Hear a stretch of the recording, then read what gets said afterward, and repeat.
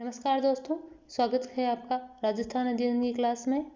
आज हम पढ़ेंगे राजस्थान के इतिहास के बारे में और ये हमारे राजस्थान के इतिहास की तीसरी क्लास है। तो चलिए शुरू करते हैं राजपूतों की उत्पत्ति से। राजपूतों की उत्पत्ति 7वीं से 12वीं शताब्दी तक के काल को राजपूत काल कहा जाता है। इतिहासकार स्मिथ ने 7वीं सदी तक के समय को राजपूत युग कहा है। डॉक्टर गौरीशंकर हीराचंद ओझा व सीवी वैद्य राजपूतों को भारतीय आर्यों के क्षत्रिय वर्ण की संतान मानते हैं। इनके अग्निकुंड से उत्पत्ति का सिद्धांत चंद्रबरदाई ने दिया। इन्होंने अपनी पुस्तक पृथ्वीराज राजसो में राजपूतों की उत्पत्ति से संबंधित अग्निकुंड सिद्धांत दिया था। यह पृथ्वीराज तृतीय के दरबारी कवि थे। वशिष्ठ मुनि द्वारा राक्षसों से निपटने हेतु यज्ञ कुंड से उत्पन्न किए गए योद्धा चालुक्य, परमार, प्रतिहार व चौहान थे। सबसे अंत में चौहानों की उत्पत्ति हुई, जो प्रथम 3 से ज्यादा ताकतवर और हथियारों से सुसज्जित थे। Doctor DR. भंडारकर और गोपीनाथ शर्मा ने गुहिल राजपूतों की उत्पत्ति नागर ब्राह्मणों से बताई है। इनके द्वारा दिए गए प्रमुख तर्क: बिजोलिया शिलालेख में वासुदेव चौहान के उत्तराधिकारी सामंत को वत्स गोत्रीय ब्राह्मण बताया गया है। राजशेखर ब्राह्मण का विवाह अवंती सुंदरी के साथ चौहानों का ब्राह्मण वंश से उत्पत्ति का प्रमाण बताया गया है। महाराणा कुंभा ने जयदेव की गीत गोविंद की टीका में यह स्वीकार किया है कि गुहिलोत नागर ब्राह्मण गुहदत्त की संतान है। राजपूतों को विदेशियों की संतान कर्नल जेम्स टोड व वी.एस. स्मिथ ने माना है। इतिहासकार कर्नल जेम्स टोड ने अग्निकुंड की कहानी को स्वीकार करते हुए इसी आधार पर राजपूतों को विदेशी जाति का प्रमाणित करने का प्रयास किया गया है। कर्नल जेम्स टोड के अनुसार विदेशी विजेताओं को अग्नि संस्कार द्वारा पवित्र कर वर्ण व्यवस्था के अंतर्गत क्षत्रिय वर्ण में ले लिया गया। इतिहासकार कर्नल जेम्स टोड ने राजपूतों को शक अथवा शीत जाति का वंशज माना है। इतिहासकार वी.एस. स्मिथ ने राजपूतों को हूणों की संतान बताया है। अग्निकुंड की कहानी इस प्रगति के युग में नहीं चल सकती। उनकी सूर्य अथवा चंद्रमा से उत्पत्ति एक काल्पनिक सत्य हो सकता है। राजपूत चाहे किसी भी रूप में जन्मे हो, लेकिन यह सत्य है कि इतिहास में उन्होंने महाकाव्य काल के क्षत्रियों की परंपरा को बनाए रखा है। यह कथन डॉक्टर कानूनगो ने कहा था। इसी के साथ हमारी कंप्लीट होती है राजपूतों की उत्पत्ति के बारे में जो तर्क वितर्क थे वो। अब हम देखेंगे कि मेवाड़ का गुहिल वंश और इसके प्रतापी शासक। मेवाड़ में उदयपुर, राजसमंद, चित्तौड़गढ़, प्रतापगढ़ व इसके आसपास के क्षेत्र शामिल थे। इस वंश के प्रतापी शासक गुहादित्य के नाम पर इस वंश का नाम गुहिल वंश पड़ा। अबुल फजल ने इन्हें ईरान के शासक नौशेखों की संतान माना है। टोड ने इन्हें वल्लभी शासकों से संबंधित माना है। डॉक्टर गौरीशंकर हीराचंद ओझा के अनुसार गुहिलों ने अपना शासन 566 ईस्वी के आसपास स्थापित किया था। अब हम देखेंगे यहाँ के प्रतापी शासकों के बारे में। फर्स्ट पर हम पढ़ेंगे बप्पा रावल के बारे में। बप्पा रावल का शासनकाल 734 ईस्वी से 753 ईस्वी तक था। राज प्रशस्ति के अनुसार बप्पा रावल ने 734 ईस्वी में मानमोरी को पराजित कर चित्तौड़ पर अपना अधिकार किया था। इन्होंने चित्तौड़ पर अपना अधिकार कर नागदा को अपनी राजधानी बनाया था। इनके कुल देवता एकलिंग जी थे, जिनका मंदिर बप्पा रावल द्वारा कैलाशपुरी उदयपुर में बनवाया गया। बप्पा रावल का वास्तविक नाम काल भोज था। बप्पा इनकी उपाधि थी। सीवी वैद्य ने बप्पा रावल की तुलना चार्ल्स मार्टेल से की थी, जो कि फ्रांसीसी सेनापति था। नेक्स्ट हम देखेंगे जैतर सिंह।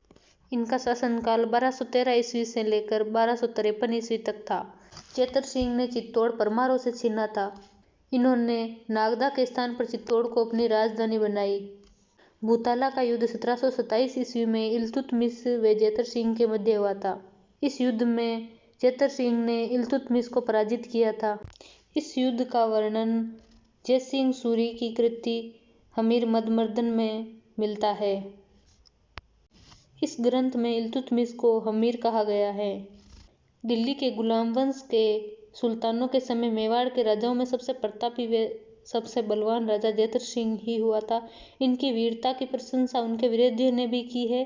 यह कथन डॉक्टर गौरीशंकर हीराचंद ओझा ने कहा है। इसके बाद हम देखेंगे रतन सिंह। इनका शासनकाल 1302 ईस्वी से 1303 ईस्वी तक था। 1303 ईस्वी में दिल्ली के सुल्तान अलाउद्दीन खिलजी ने चित्तौड़ पर आक्रमण किया। आक्रमण के समय चित्तौड़ के शासक रावल रतन सिंह थे। 1540 ईस्वी में मलिक मोहम्मद जायसी ने पद्मावत ग्रंथ की रचना की। इस ग्रंथ में अलाउद्दीन खिलजी के चित्तौड़ पर आक्रमण का कारण पद्मिनी को बताया। रावल रतन सिंह के सेनानायक गोरा और बादल, जो कि अलाउद्दीन की सेना से लड़ते हुए वीरगति को प्राप्त हुए।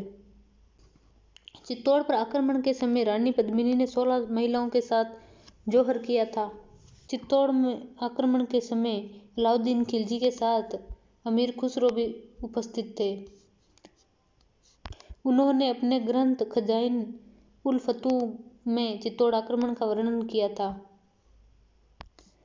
अलाउद्दीन खिलजी ने चित्तौड़ विजय के पश्चात अपने पुत्र खिज्र खां को उसका प्रशासक नियुक्त किया तथा चित्तौड़ का नाम बदलकर खिजराबाद रखा। मेवाड़ की गुहिल वंश की रावल शाखा का अंतिम शासक रावल रतन सिंह था। अब हम देखेंगे राणा हमीर के बारे में। इनका शासनकाल 1326 से 1364 ईस्वी तक था। राणा हमीर सिसोदिया ठिकाने के जागीरदार थे। इन्होंने 1326 ईस्वी में चित्तौड़ पर अधिकार कर गुहिल वंश की पुनः स्थापना की थी। इन्हें मेवाड़ का उद्धारक भी कहा जाता है। इन्हें राणा कुंभा की कीर्ति स्तंभ प्रशस्ति में विषम घाटी पंचानन की संज्ञा दी। इन्होंने सिंगोली के युद्ध में मोहम्मद बिन तुगलक को परास्त किया था। महाराणा लाखा 1382 से 1421 ईस्वी तक शासनकाल था इनका विवाह मारवाड़ के रणमल की बहन हंसाबाई के साथ हुआ था। हंसाबाई के साथ विवाह की यह शर्त थी कि उत्तराधिकारी हंसाबाई का पुत्र होगा। राजस्थान का भीष्म पितामह राव चुंडा को कहा जाता है। इनके शासनकाल में जावर से चांदी व सीसा की खानों की खोज हुई थी। उदयपुर की पिछोला झील का निर्माण इनके शासनकाल में एक बंजारे ने करवाया था। महाराणा मोक्कल 1421 से 1433 ईस्वी तक इनका शासनकाल था। ये हंसाबाई और लाखा के पुत्र थे। जब यह अल्पायु में शासक बने तो उनके संरक्षक के रूप में राव चुंडा ने कार्य किया था। 1433 ईस्वी में महाराणा मोक्कल की जिलवाड़ा में हत्या चाचा व मेरा ने मिलकर की थी।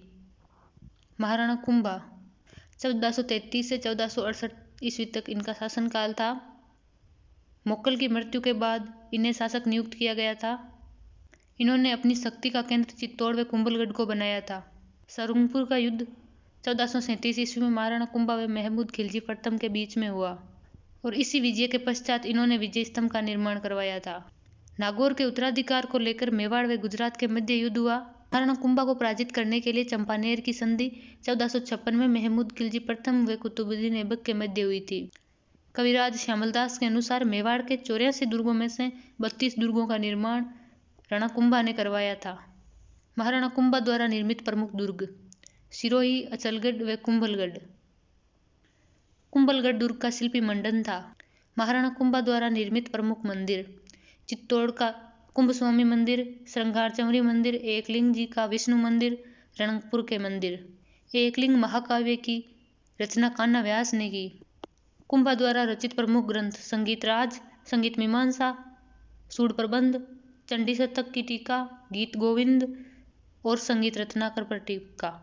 कीर्ति स्तंभ प्रशस्ति की रचना अत्रि व महेश भट्ट ने की थी। महाराणा कुंभा की प्रमुख उपलब्धियां महाराजाधिराज, राव राय, दानगुरु, राणो रासो, राजगुरु, परम गुरु, हाल गुरु, अभिनव भट्टाचार्य, हिंदू सुल्तान।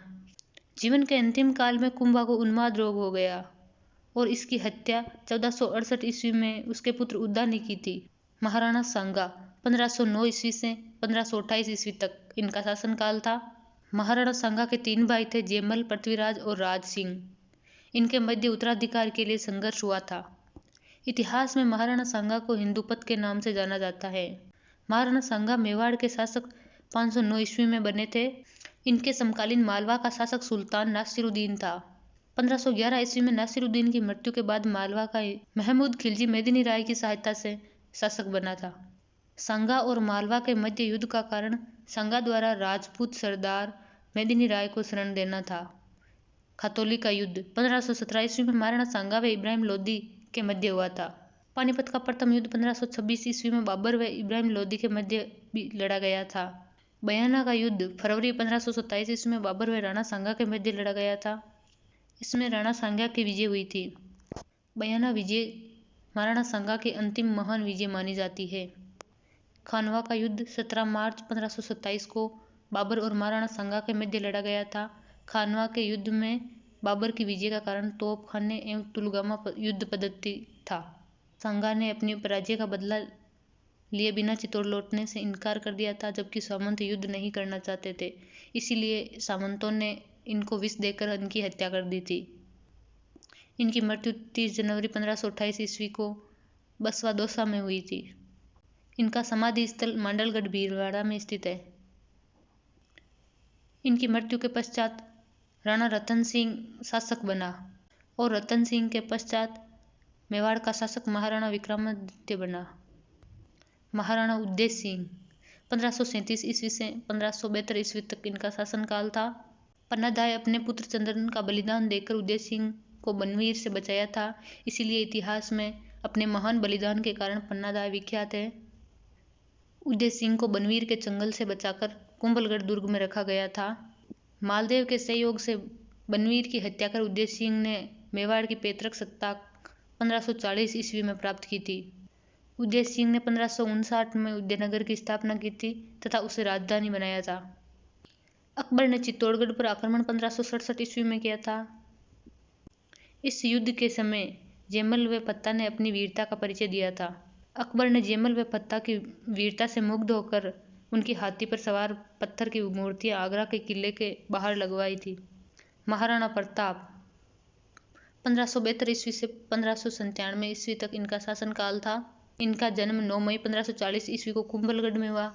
इनका प्रथम राज्याभिषेक 28 फरवरी 1570 को गोगुंदा में हुआ था।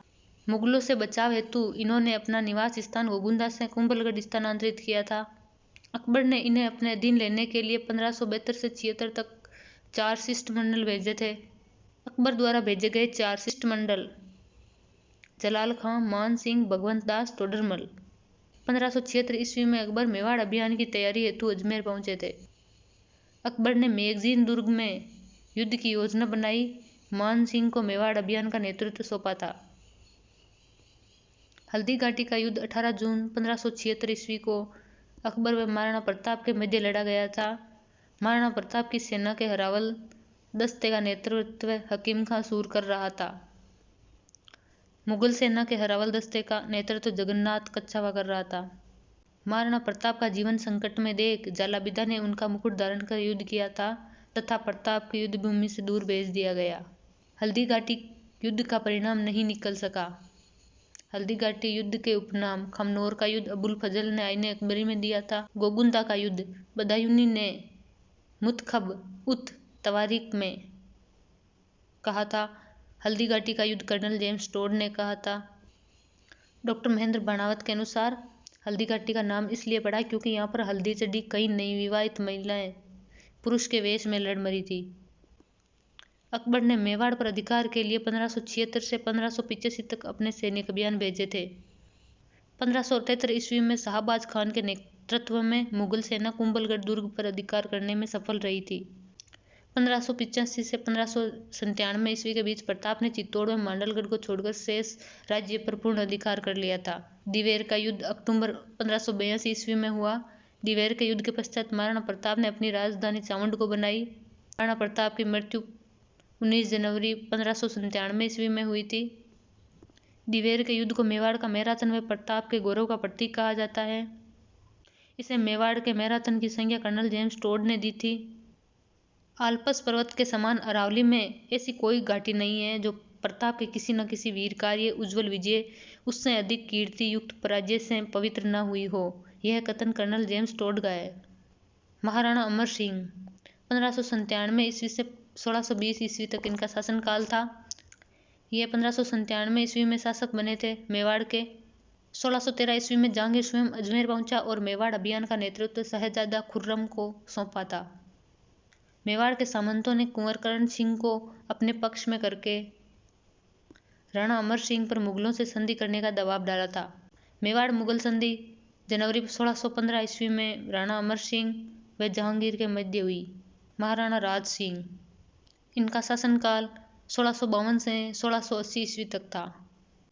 मेवाड़ मुगल संधि के पश्चात महाराणा राज सिंह ने चित्तौड़ की मरम्मत का कार्य पूर्ण करने का निश्चय किया था। मेवाड़ मुगल संधि के उल्लंघन का आरोप लगाकर मुगल सम्राट ने चित्तौड़ दुर्ग को जीतने के लिए सादुल्ला खां के नेतृत्व में सेना भेजी थी। 1658 ईस्वी में मुगल शहजादा के उत्तराधिकार युद्ध में महाराणा राज सिंह ने किसी का भी समर्थन नहीं किया था। औरंगजेब ने मेवाड़ के महाराणा राज सिंह को 6000 का जात सवार मनसब प्रदान किया था। औरंगजेब और राज सिंह के मध्य संबंध खराब होने का मुख्य कारण किशनगढ़ की राजकुमारी चारुमती से विवाह था। औरंगजेब द्वारा लगाए गए जजिया कर का विरोध 1679 ईस्वी में महाराणा राज सिंह ने किया था। मुगल मारवाड़ संघर्ष में महाराणा राज सिंह ने मारवाड़ के राठौड़ों का साथ दिया था। अकाल राहत कार्य के तहत राज सिंह ने राजसमंद झील का निर्माण गोमती नदी पर करवाया था। इन्होंने राजप्रशस्ति नामक शिलालेख लगवाया था जो राजसमंद झील के उत्तरी किनारे पर नौचौकी नामक स्थान पर स्थित है। इनकी मृत्यु 1680 ईस्वी में हुई थी। राजप्रशस्ति शिलालेख की रचना रणछोड़ भट्ट ने संस्कृत भाषा में की थी। विश्व का सबसे बड़ा शिलालेख राजप्रशस्ति 25 काले संगमरमर की शिलाओं पर उत्कीर्ण किया गया है। इसी के साथ कंप्लीट होती है हमारी आज की राजस्थान इतिहास की क्लास।